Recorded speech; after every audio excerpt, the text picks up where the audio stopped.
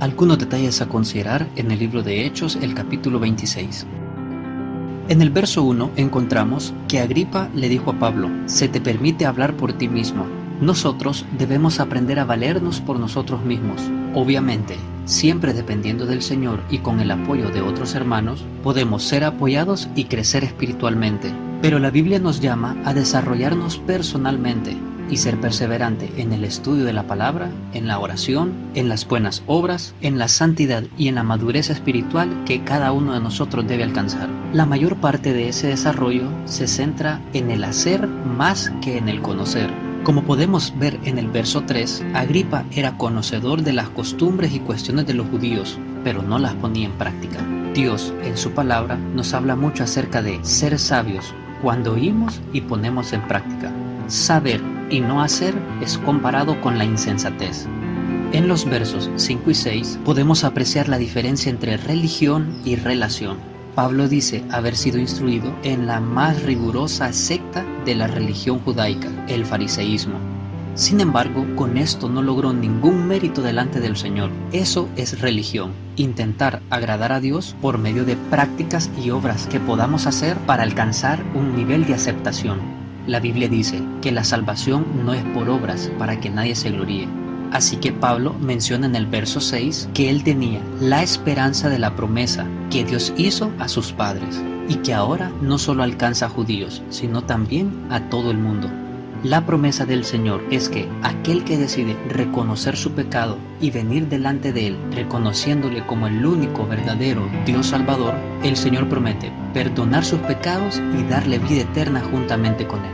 ¡Qué gloriosa promesa! El Señor desea una relación personal con cada uno de nosotros. No necesitamos hacer nada para alcanzar la salvación, simplemente confiar en la obra del Señor por cada uno de nosotros. Pensar en que necesito hacer algo para ser salvo es ser orgullosos al confiar en nosotros mismos, y también es decirle a Dios que su trabajo está incompleto. En los versos 9 al 18, Pablo nuevamente da su testimonio. Esa es una de las mejores formas de presentar el Evangelio, a través de nuestro testimonio. Así como el Señor Jesús le dijo a muchos de los que había salvado: ve y cuenta a los tuyos cuán grandes cosas el Señor ha hecho contigo. En el verso 22 encontramos que Pablo, al haber sido liberado de muchos intentos de asesinato, él le da el crédito al Señor diciendo: obtuve auxilio de Dios.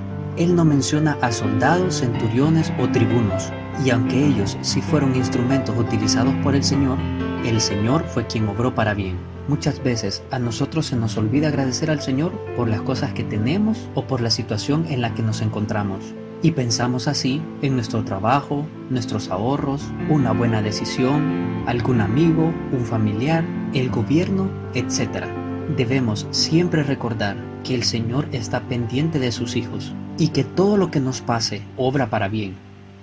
En los versos 27 al 29 encontramos que Pablo confronta al rey Agripa con el Señor preguntándole: ¿crees, oh rey Agripa? A lo que Agripa respondió: por poco me persuades a ser cristiano. Pablo reconoce lo triste que es para alguien perderse por poco, diciendo: quisiera Dios que por poco o por mucho, no solamente tú, sino todos los que están aquí, fuesen salvos como yo. Una buena intención no cuenta delante del Señor, pero sí una sabia y oportuna decisión.